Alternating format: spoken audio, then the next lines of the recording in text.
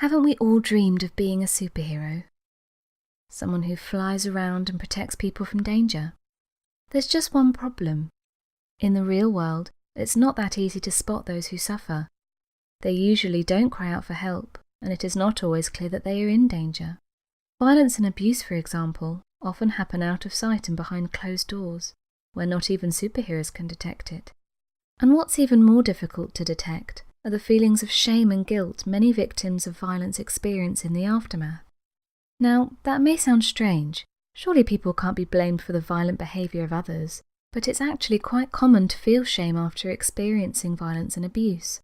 Many people look down on themselves and also try to hide what has happened.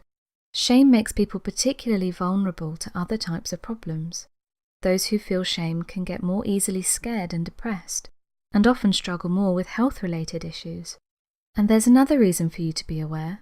Those who experience a lot of violence also experience less support from others. Unfortunately, those who have already been victims of violence often experience violence again and again and again.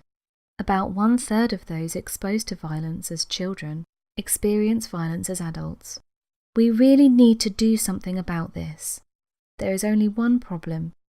Those who experience shame after violence often try to hide their experiences from people around them.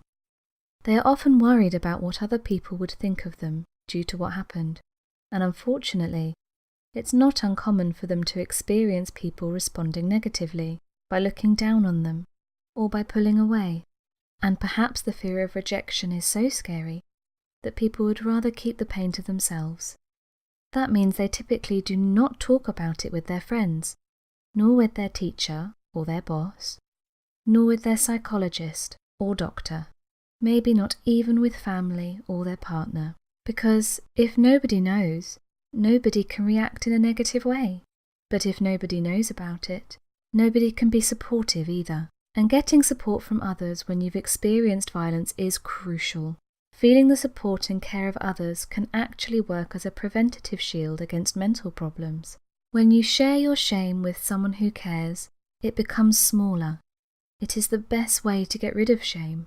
If you suspect someone is experiencing something bad and is suffering in silence, ask them. This way, we can all be superheroes, by caring and by showing that we are trustworthy. It's not that difficult to do either. So come on, be a superhero.